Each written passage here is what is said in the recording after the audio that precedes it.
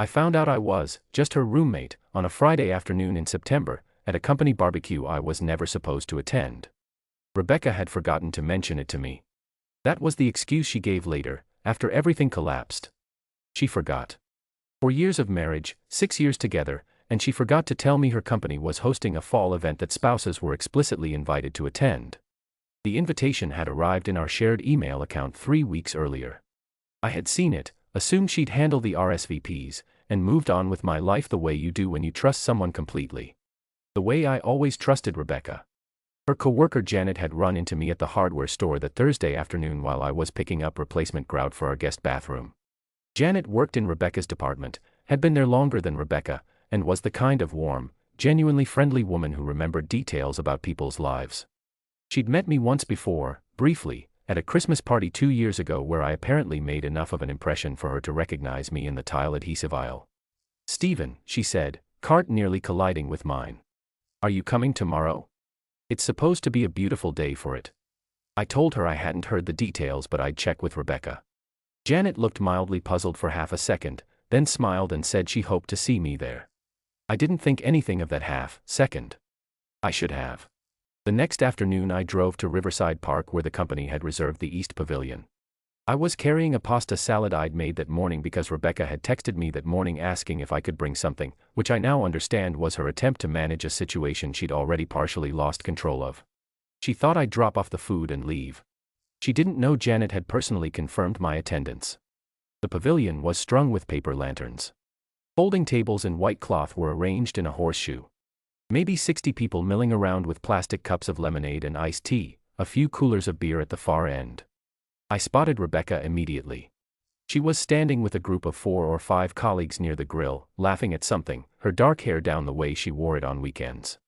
She was wearing the yellow sundress I had told her twice looked incredible on her. She looked happy and relaxed and completely at home. Standing next to her, close enough that their arms occasionally brushed, was a man I didn't recognize. He was tall, athletic build, early 40s, with the kind of easy confidence that comes from always being the most comfortable person in any room. He was laughing too. His hand moved to the small of Rebecca's back for just a moment, natural and familiar, the way you touch someone when you know their body. My stomach dropped before my brain caught up. I walked toward her. Janet intercepted me about 15 feet away, face lighting up.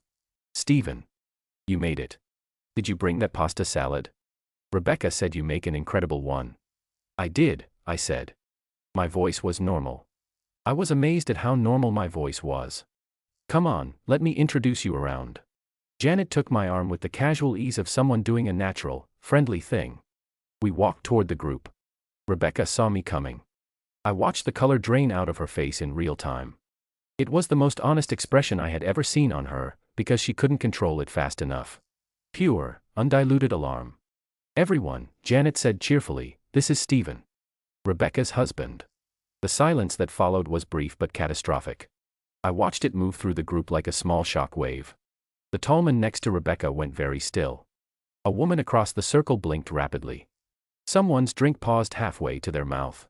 And then I watched Rebecca do the thing that broke something in me permanently. She laughed. A small, uncomfortable laugh, and then said, "He's actually my roommate. We share a place." Janet always gets confused about that. Roommate. She called me her roommate. In front of her coworkers, at a company party, 4 years into our marriage, with my last name on her health insurance forms and her name on my car loan and a joint bank account that had both our signatures on the mortgage documents for the house we had bought together 18 months earlier, she looked at the people she worked with every day and called me her roommate. I did not explode. I want to be clear about that, because what I felt in that moment was enormous, volcanic, and I held every bit of it behind my teeth. I smiled.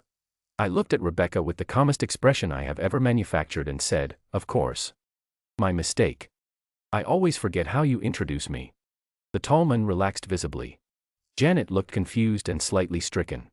Rebecca stared at me with something that was equal parts relief and terror, because she could not tell which direction I was going. I set the pasta salad on the nearest table, shook a few hands, exchanged a few words about nothing, and then I took out my phone and said I had an emergency work call I needed to step away for. I walked to the parking lot. I sat in my car for 23 minutes. Then I drove home. I need to tell you who Rebecca was to me before I tell you what happened next, because without that you won't understand why the thing she said at that barbecue hit me the way it did. I met Rebecca when we were both 27. She was working as a junior marketing coordinator at a mid-sized firm and I was 3 years into my career as a structural engineer. We met at a mutual friend's birthday party, and she was the kind of woman who made you pay attention without trying to. She was sharp and funny and she asked me questions and actually listened to the answers, which sounds like a low bar but was rarer than it should have been. We dated for 2 years before I proposed. We got married on a Saturday in June with 60 people watching, under an oak tree at a vineyard in the Hudson Valley. I worked extra hours for 4 months to pay off the honeymoon without touching our savings. When her car needed a new transmission 2 years in, I paid for it without a word because she was between raises and I didn't want her to carry the stress. When her mother got sick in 2021, I drove 6 hours round trip every other weekend for 3 months so Rebecca could visit without having to worry about gas money or making the trip alone.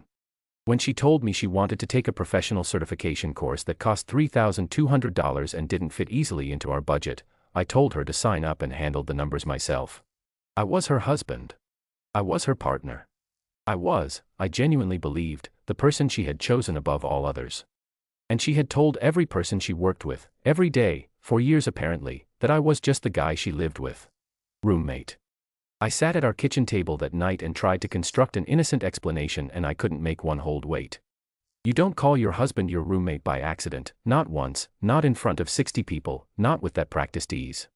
You do it because you've been doing it long enough that it comes out automatically. You do it because you need people to believe it. You do it because there is someone at that barbecue who believes you are single, or at least unattached, and you need to maintain that belief. The tall man. The one with his hand at the small of her back. I didn't sleep that night. I lay in our bed and stared at the ceiling while Rebecca slept beside me, or pretended to sleep, her breathing too careful and shallow for someone actually unconscious. Neither of us said anything. At 6:15 the next morning she got up and went to the kitchen and started the coffee the way she always did, and I followed her and sat at the table and waited. She set a mug in front of me. She stood on the other side of the island. She said, "You're angry. Tell me about the man who had his hand on your back," I said. She was quiet for a long time. The coffee maker clicked and hissed. A car went by outside. Finally she said, "His name is Derek. He started at the company about 2 years ago." 2 years, I said. We've been friendly at work. His hand was on your back like you know each other better than that. Another silence. Longer this time. We've been spending time together. Spending time together, I repeated. What does that mean, Rebecca? She sat down across from me. She was wearing the gray cardigan she put on every morning. Her coffee mug was the one that said "World's Okayest Human" that I had given her as a joke 2 Christmases ago. Everything was so completely, insanely normal and I was sitting across from a woman I didn't recognize. It started about 14 months ago, she said. We got close on a project. And then it became more than that. 14 months. Over a year. The number landed in my chest like a stone dropped from height. How much more? She said she was sorry. She said it multiple times. She said she hadn't meant for it to happen. She said it wasn't about me. Every word that came out of her mouth was a sentence I had heard in 100 movies and it enraged me more with each one because she was treating the most catastrophic moment of my life like a script she was working through. You told everyone at your office I was your roommate, I said. For how long? She looked at her mug. Since shortly after Derek and I got close. So you erased me. From your professional life. You introduced me to the people you spend 40 hours a week with as your roommate so that you could pursue something with him without anyone knowing you were married. I know how it sounds. Tell me about the roommate thing, Rebecca. Tell me how many times you said it. Tell me what you said to Derek about who I was. She said she had told Derek she had a roommate that she'd known for a long time. She said she had let him believe they were 2 people sharing a space for financial convenience. She said she was sorry. She said she knew it was wrong. She said she got in over her head. She said a lot of things and not one of them was a reason, not a real one, because there wasn't a real one. She had made a choice, repeatedly, over 14 months, every single day when she went to work and looked at that man and didn't tell him the truth, every time she came home to our house and didn't tell me the truth, she had made a choice. There is no accident that lasts 14 months. I stood up. I picked up my coffee mug, which was the one with the engineering firm logo she had gotten me when I made project lead 2 years ago, and I set it in the sink very carefully. The care I took with that action frightened me, because what I wanted to do was put it through the window. I said, I want you to leave for the day. Go to a hotel or go to a friend's. I need to be in this house without you in it." She started to say something. "Rebecca." My voice was quiet and it stopped her completely. "Leave." She left within the hour. I heard her packing a bag upstairs. I heard the front door close. I heard her car start. And then I sat in our living room in the silence of the house we had bought together and I came apart. I cried for maybe 40 minutes, which was the first and last time I cried about Rebecca. I let myself have those 40 minutes completely. Then I washed my face, changed my clothes, and sat at my desk and started making a list. My friend Tom had known me since college. He showed up that afternoon with a six-pack and no questions, sat with me on the back porch, and listened to everything. Tom had always been a steady presence, the kind of guy who didn't perform emotions but simply occupied space in whatever way you needed. When I finished talking he was quiet for a moment and then said, "So what do you need?" "Information, first," I said. "Then options." Tom was in finance and had a particular talent for digging through the infrastructure of things. He helped me spend that weekend building a clear picture of the financial reality Rebecca and I shared. I went through our joint accounts, our investment accounts, our mortgage documents, our tax filings. I went through her email, which I had access to because we had set up a shared family account years ago when her personal account kept getting spam. I am not ashamed of this. A woman who calls her husband her roommate to her coworkers has forfeited her right to email privacy. What I found answered a question I hadn't fully formed yet. In the past 14 months, Rebecca had transferred $4,800 from her joint savings to a personal account I hadn't known existed. Not in large amounts. 150 here. 200 there. 300 once, when she told me she'd put extra toward her Roth IRA. The account was in her name only, opened 14 months ago at a different bank from our usual one. The timing was not a coincidence. She had been building a separate financial foundation while sleeping in our bed. She had been preparing a life I was not part of. I also found, in a folder of emails she had neglected to delete before our accounts synced, a chain of messages between her and Derek that confirmed the timeline, the frequency, and the depth of what had been happening. I won't describe all of it. What I will say is that he signed every message with Derek and she signed hers with Becca, which was a nickname I had never once heard her use. She was a different person in those emails. Lighter, more playful, younger feeling. It occurred to me that whatever she was giving Derek, she had stopped giving me, and I'd been too busy working and trusting and building our life to notice the withdrawal. I also found something that made my blood temperature drop about 3 degrees. Derek was married. His wife's name was Christine. They had 2 kids, a 7-year-old and a 4-year-old. Christine appeared in the context of Derek's messages as a problem to be managed around, a schedule to be worked against, an inconvenience to the thing he had with Rebecca. In one message he described coming home after a late night with Rebecca and lying to Christine about a client dinner. In another he talked about the kids' soccer schedules and how they complicated his ability to see Rebecca during weekends. He talked about Christine the way you talk about a logistical obstacle, not a person you had stood in front of God and promised something to. Christine didn't know. I sat with that information for 2 full days before I decided what to do with it. Rebecca came home Sunday evening. I had told her via text to come back, that we needed to talk properly. She sat across from me in the living room and I could see she'd been crying over the weekend and I felt nothing. I want to be honest about that.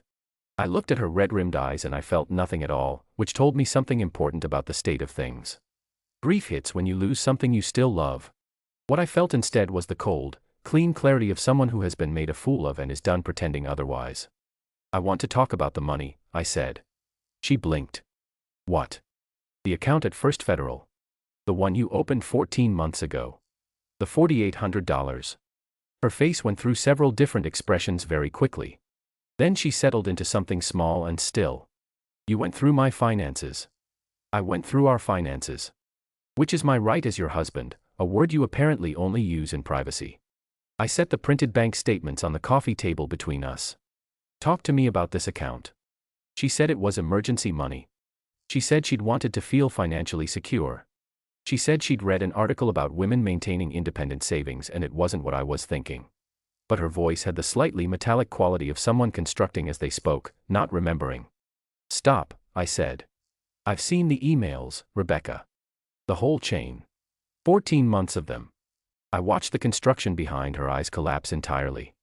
"I know how often. I know where. I know what you told him about me." I know what you called yourself with him. I let that sit there. I know about Christine. She covered her mouth with her hand. Does he know you're married? The full truth. She shook her head slightly. He thinks.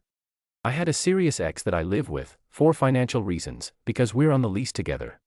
He doesn't know we're married. Two people in the same affair, both lying about being married to two different faithful spouses. It was almost impressive in its complete moral bankruptcy. So he's cheating on his wife with a woman he thinks is single, and you're cheating on your husband while letting your husband think everything is fine. Nobody in this situation is who anyone thinks they are. I know. I'm going to file for divorce, I said. I've already spoken to a lawyer. This was true. I had called my college roommate Greg's brother-in-law, who practiced family law, on Saturday morning. Given the financial transfers, the documentation I have, and the length of this situation, I'm in a strong position. I want you to understand clearly what's coming. Rebecca broke then. She cried. She said she was sorry, truly, deeply sorry. She said she didn't know how it happened. She said she loved me. She said she missed what we had. She said Derek didn't mean what I thought he meant. She said she'd end it immediately. She said we could get counseling. She used the word "we" 18 times in 4 minutes, and each time she did it landed wrong, like a key cut for a door that no longer existed. I let her finish. Then I said, "We are done, Rebecca. That's not a position I'm taking temporarily. That's where we are. What happens next is we handle this with as much dignity as we can manage, which is more than you gave our marriage, but I'm choosing to behave like myself regardless." I stood up. I'm sleeping in the guest room until one of us moves out. We'll figure out the house with the lawyers. She said she'd fight for the marriage. I told her she should have fought for it 14 months ago, and went upstairs. The divorce proceedings began in October. I had retained Greg's brother-in-law, whose name was Philip Carver, and he was precise and unhurried and completely in command of the details. Given the financial documentation, the communications I had recovered, and the covert account Rebecca had established, Philip was confident about the asset division. Rebecca had retained her own lawyer, a woman named Dana, who was competent but working with a much weaker hand. While the lawyers handled the legal architecture, I turned my attention to the things that couldn't be handled in a conference room. Christine deserved to know. I went back and forth on this for a long time. Part of me wondered if it was revenge dressed up as justice. I examined that possibility honestly. And in the end, I came back to the same point every time. If Rebecca had been the faithful one and Derek had been the cheating spouse, I would want someone to tell me. The discomfort of being the messenger was not more important than Christine's right to the truth about her own life and her own husband. I found Christine's contact information through Derek's company LinkedIn profile and some basic searching. I wrote a letter rather than calling, because I wanted her to have something she could look at and return to, something with evidence attached rather than the word of a stranger. I printed the relevant emails. I included a note explaining who I was, that I was Rebecca's husband, and that I was pursuing a divorce on the grounds of the affair. I told her I was sorry and I meant it. I mailed it on a Tuesday afternoon and drove away from the post office feeling something I'd describe as the opposite of satisfaction. More like the closing of an obligation. I also made a different kind of move regarding the company barbecue. Rebecca worked at a firm called Hartwell Communications. It was a mid-sized PR and marketing company, maybe 200 employees across 2 floors downtown. Derek worked there too, same floor, adjacent department. Workplace relationships were not technically prohibited at Hartwell, but they did have a policy about disclosure when colleagues were in a romantic relationship, particularly when one person had any supervisory role over the other. Derek was a senior account director. Rebecca had, in the past 8 months, been moved onto 2 of his accounts as a coordinator, which technically placed him in a position of professional influence over her work assignments. I didn't go to HR myself. That was not my workplace. But when Philip Carver requested a formal deposition from Rebecca as part of the discovery process, and Rebecca's lawyer had to advise her on how much to disclose about the nature of her relationship with Derek in the professional context, certain details about their working arrangement came out in ways that created documentation Hartwell's HR department eventually received through a different channel.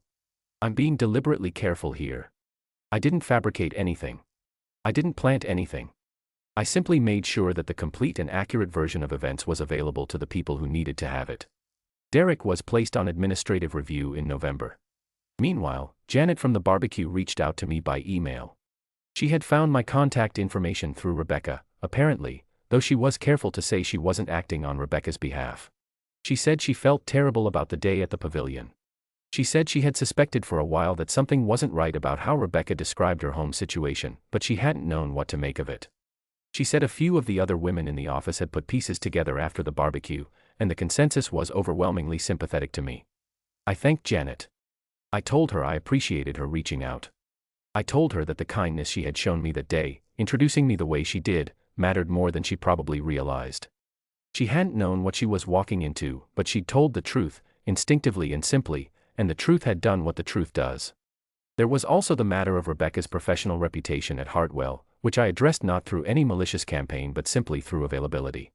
When mutual friends from our shared social circle, people who worked in adjacent industries, people who sat on nonprofit boards Rebecca was active on, when they called me to ask what had happened, I told them. I didn't elaborate dramatically. I didn't use loaded language. I said that I had discovered Rebecca had been having an affair for over a year with a married coworker and had been telling her colleagues I was her roommate for the duration. I said this calmly and without visible distress, because I had moved past distress into something clearer. I answered every question honestly. People formed their own conclusions. Rebecca called me on a Sunday in late October, 3 weeks into the legal proceedings. She had clearly been drinking, not badly but enough to loosen the careful register she'd been maintaining in our communications. She said she needed me to understand that what had happened with Derek wasn't love. She said she didn't know what it was. She said it had felt like something but looking back she wasn't sure it was ever anything real. She said she missed her actual life. She said home felt like a word she couldn't find anymore. I listened to all of it. Then I said, I understand. I'm not angry anymore, Rebecca. I want you to hear that, because I think you need to. But understanding isn't the same as going back. You made choices that can't be unmade. Not because I can't forgive you eventually, in my own time, but because I don't want the life on the other side of that forgiveness. I'm not built for it. I'd rather start over than spend the rest of my life being someone who stayed. She was quiet for a long time. Then she said she knew that. She said she'd known it since the morning I told her to leave. Then we both know where we are, I said. Let the lawyers finish the paperwork. She said goodbye and hung up. In November, Derek was let go from Hartwell Communications. The official reason was a restructuring of the account management team, which is corporate language for we need a clean exit that doesn't involve a messy legal process. The review had turned up the undisclosed working relationship, and with the divorce proceedings creating a paper trail that Hartwell's legal team had gotten wind of, the path of least resistance was to show him the door with a severance package and a non-disclosure agreement. Rebecca was not fired, but she was moved to a different team and her trajectory at the company visibly stalled. 2 of her accounts were reassigned. She was passed over for a promotion she had been angling toward for 18 months. Janet told me this, not maliciously, just matter-of-factly. She had become a reliable source of what was happening, though I was careful not to encourage gossip. Christine had received my letter. I knew this because she contacted me in early November, through a carefully worded email that said she had received my information and was in the process of addressing the situation in her family. She thanked me. She said she would have wanted to know sooner, and that she was sorry I was going through what I was going through. She seemed remarkably composed for someone in her position, which told me she was either very strong or had suspected for a while. Maybe both. I wished her well sincerely. Derek moved out of the home he shared with Christine and their children in November. By December he was in a studio apartment across town. He reached out to Rebecca to continue what they'd had, apparently believing that now that the professional complications had resolved and both their marriages were ending, they could simply be together openly. Rebecca, according to Janet and according to what I could piece together, did not respond warmly to this proposal. Whatever spell Derek had cast over 14 months evaporated quickly when he was unemployed, separated, and no longer the polished senior account director she'd met in a conference room. When the fantasy is stripped of its props, it rarely survives the exposure. I moved out of the house in December, taking what was mine and leaving what was hers. Philip had negotiated a buyout arrangement, since the house had appreciated significantly since we purchased it, and since my down payment had been the larger contribution, Rebecca would either need to refinance in her name alone or we would sell and split the proceeds after the adjusted equity was calculated. She didn't qualify for the refinance on her salary alone. The house went on the market in January. I had, during those months, done something I had been putting off for a long time. I had submitted my portfolio for a senior project manager position at Callaway Engineering, one of the 3 largest structural engineering firms in the state. I had been recruited by them once before, 2 years earlier, and had declined because Rebecca's job was anchored to our current city and I hadn't wanted to disrupt her trajectory. She had no idea I had ever been approached. I received an offer in December. I accepted it. The position paid 40% more than my current salary, included a relocation package, and was based out of their main office in Charlotte. I gave my notice in January. My mother called me the evening I signed the Callaway offer letter. She had known for weeks about the divorce, because I had told her and my father directly and completely. My mother did not perform emotions. She listened to everything I said, asked 2 clarifying questions, and then told me she was proud of how I was handling it. My father said less and meant more, which was how he always communicated. They had met Rebecca exactly 11 times over the course of our relationship and marriage. I didn't ask them what they thought of her. They didn't offer it. My family has always understood that some things don't require commentary. The divorce was finalized in March, 7 months after the barbecue. It was clean, by divorce standards. The house sold in February and the proceeds were distributed according to Philip's negotiated structure. The covert savings account was factored into the settlement. I walked out of the courthouse on a Thursday afternoon in March with the kind of freedom that feels almost too large for the body at first, like sunlight after a very long indoor stretch. Tom took me to dinner that evening. We ordered steaks and a bottle of wine that cost more than either of us would usually spend on a weeknight, and we talked about everything except Rebecca for most of the meal, which was exactly right. At the end he raised his glass and said, "To the roommate who got away." I laughed. It was the first full laugh I'd had in months and it felt like something releasing. I relocated to Charlotte in April. The city was new to me in the best possible way. I knew no one, which sounds like a deprivation but functioned instead as a kind of permission.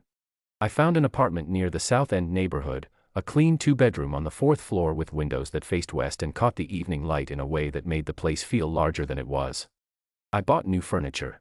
Not because the old furniture was bad, but because I wanted to make things that were entirely mine, chosen without consultation or compromise, and it turned out I had opinions about furniture that I had never had occasion to exercise. Callaway was everything the offer letter had implied. The scale of projects was larger than I was used to. The team was talented. My supervisor, a man named Robert Huang who had been in structural engineering for 30 years, was technically precise and professionally generous in ways that made the work feel genuinely collaborative.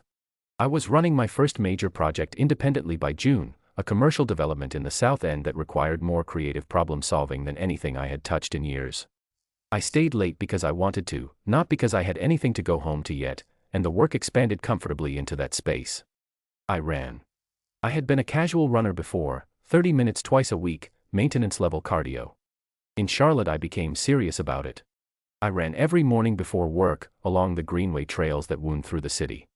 By summer I was running 6 days a week and covering distances that surprised me. In August I ran a half marathon. I finished in 1:47, well under my target. Standing at the finish line with sweat and sunscreen in my eyes and a heat cramp threatening my right calf, I felt something uncomplicated and entirely mine. My social life rebuilt itself quietly and without performance. Robert's wife, a woman named Pam who hosted a dinner party with the kind of ease that suggested she did it for the love of feeding people, invited me to a gathering in May. I met people there. Some of them became recurring presences. A structural engineer named Greg, no relation to my college friend, became a running partner by June and a genuine friend by August. A woman from Pam's book club named Vanessa invited me to a hiking group that met on Sunday mornings and covered the trails around Lake Norman. I started showing up consistently enough that the group started texting me about route changes. I was not looking for a relationship. I want to be clear about this, because what happened with Anna would be misread if you assume I was in search of it. Anna worked in commercial real estate. I met her at a site walkthrough in September, 14 months after the barbecue, because she was the leasing agent for the building adjacent to my South End project and she needed to discuss some access and timeline questions with me directly. She was direct and detail-oriented in a way I found immediately comfortable, and she had no patience for vague answers, which I respected.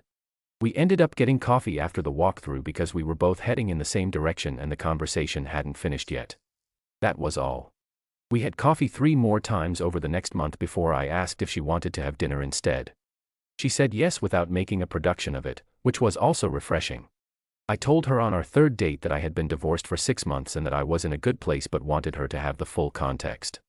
She said she appreciated me telling her and that she had dated someone who hadn't fully processed a previous relationship, and she had a good sense for the difference. She said I seemed like the latter. She was right about that. Anna was nothing like Rebecca in ways that only became meaningful gradually. She was quieter. She found her satisfaction in things that were solid and earned. She was honest in a way that was sometimes uncomfortable and never cruel, which is a specific and difficult balance that most people don't manage. She introduced me to her coworkers at a firm event 2 months into things, stood next to me with her hand in mine, and said clearly and simply, "This is Stephen, I'm seeing him." It landed like something being healed. I thought about Rebecca sometimes. Not with bitterness, and not with longing. More the way you think about a place you used to live when you drive through it, a passing acknowledgement that something real happened there and is now thoroughly in the past. The rage had burned out long ago, replaced by something more like resolve. I had made good decisions. I had moved forward. The life I was building in Charlotte was better, fuller, more genuinely mine than anything I had constructed around Rebecca's choices. I heard things occasionally. Tom stayed in touch with some of the old crowd. Rebecca had left Hartwell by summer, which was probably the right move for everyone. She was working at a smaller firm downtown, doing good work apparently, but with none of the advancement she had been tracking. Derek was still unemployed as of spring, applying in a job market that had tightened and finding that mid-career transitions without strong professional references were harder than they looked. Christine had filed for divorce as well, and their custody arrangement was being hammered out by lawyers while the 2 kids adjusted to a life that now involved 2 separate households. Every person in that situation was paying a real and ongoing price for choices that had been made casually and without apparent consideration of consequence, and that seemed about right. It was October, almost exactly a year after the divorce was finalized, that I ran into Rebecca. I had flown back to my original city for a weekend because my cousin Andrew was getting married and the reception was at a hotel downtown. I had not told Rebecca I would be in town, because I had not thought about Rebecca when making my travel plans, which I think is the clearest indication of how completely I had moved forward. I was at the hotel bar before the reception, in the suit I had bought in Charlotte, talking to my cousin's college friends about nothing important and feeling the particular warmth of a well-organized event, when I saw her across the room. She looked smaller than I remembered. Not physically smaller, but compressed somehow, like something that had contracted. She was wearing a black dress that I recognized as one she'd had for years. She was alone at a high table near the window, nursing a glass of wine, and she was watching the room with the expression of someone who has been hoping a specific face doesn't appear and has just seen it appear. She came to me, which I hadn't expected. She crossed the room slowly, like someone who had made a decision and was going to see it through regardless of the discomfort. She stopped about 3 feet away. "Hi, Stephen." "Rebecca." I was genuinely calm. Not performing calm. Just actually calm, the way you are when something no longer has the power to disturb you. She looked at me for a moment. She said, "You look really good." "Thank you. How's Charlotte?" "It's good. It's really good, actually. I like it there." She nodded. She had a different quality than she'd had the last time I'd seen her, in the lawyer's office signing documents. The defensiveness she'd been carrying then was gone. What was left was something rawer and more honest. "I think about what I did," she said. "A lot. The roommate thing. What I said at that barbecue." She stopped.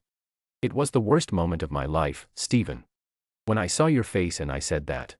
I knew exactly what I was doing and I did it anyway." "I know," I said. "I want you to know I understand why everything happened the way it did afterward. I'm not angry at you about any of it. I had it coming." "You did," I agreed, "without cruelty. But that's done." She looked at me a moment longer, and I could see her assembling something, some larger thing she had maybe rehearsed in the year since the divorce. "Derek and I don't see each other. We barely even talk. I think I convinced myself it was something it wasn't, because I needed it to be. And then it ended the way those things end." "I know. Tom told me." "I'm not looking for anything from you," she said. "I want you to know that. I just wanted to say I'm sorry and mean it, not because there's something I need from you, but because you deserved an apology from me a long time ago and I keep not quite getting around to giving you a real one."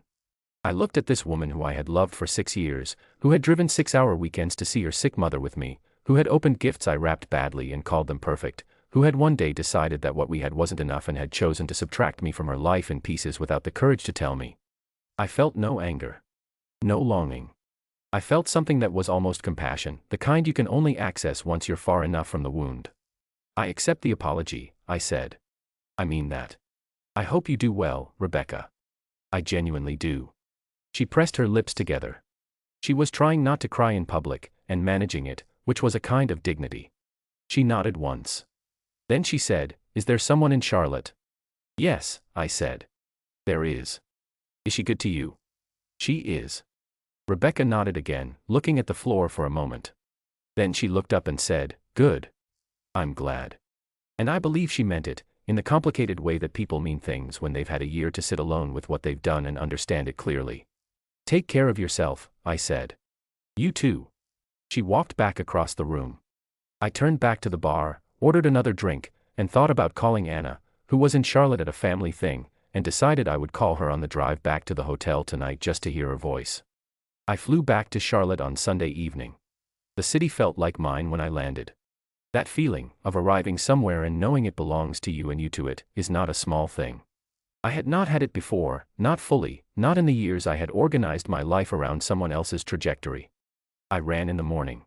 6 miles on the Greenway, the October air clean and cold, the light just breaking over the buildings in the South End. I showered, made coffee, called my father for our regular Sunday check-in, and then drove to the office where a new project brief was waiting on my desk. I thought, briefly, about the barbecue. The paper lanterns. The pasta salad. The moment Janet said the word husband and I watched the truth hit Rebecca's colleagues like a small, permanent earthquake. Roommate. 14 months of a lie she told every day, undone in a single introduction by a woman in the tile aisle who had done nothing more than tell the simple truth. Some things are funny, in a certain light, after enough time has passed. I smiled, sat down, and opened the project brief.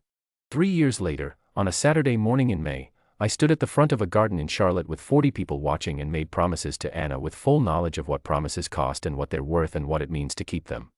My father was there, my mother, Tom who had flown down from New York, my cousin Andrew who I had seen at the hotel bar the night I ran into Rebecca, Greg who had become one of the most reliable people in my life. Anna's family filled the other half of the seats and they were warm and real and immediately mine. I had heard, through the loosely connected thread of mutual people who still knew Rebecca and sometimes crossed paths with Tom, that she had eventually found her footing again. A new job at a boutique agency. An apartment she liked. Apparently a man she was dating, someone outside the industry, which was probably a healthy choice. I had heard this the way you hear news from a city you used to live in, with mild interest and no investment. I was glad she was managing. I held no remaining wish against her. But I also didn't think about her when I wasn't thinking about her, which is the only meaningful measure of how thoroughly something is over. Derek, last I heard, was working in sales in a different state. A complete industry change. Whatever professional reputation he had built over a decade of account management at Hartwell had not survived the exit. Christine had remarried, someone she met through her children's school apparently, and the kids had adjusted well. This information came to me second and third hand and I received it simply, without need to frame it as justice, though it was. The wedding dinner ran late in the way that good evenings do, reluctantly and with pleasure. We danced badly and enthusiastically. My mother cried in the restrained way she cried, which involved 2 tears and immediate composure. My father shook my hand and pulled me into a hug that lasted longer than his usual ones, and I understood what that meant. Standing outside later, in the garden with the string lights and the warm night air and the voices of people I loved coming from inside, Anna leaned against me and said she was happy. I told her so was I. She asked if I was thinking about anything. I said no, actually, which was the truth. Which was the point. I wasn't thinking about anything that came before this. There was no reason to. The life on the other side of the worst thing that ever happened to me turned out to be the best life I had ever had. That's not inspiration, not a lesson, not a moral constructed for comfort.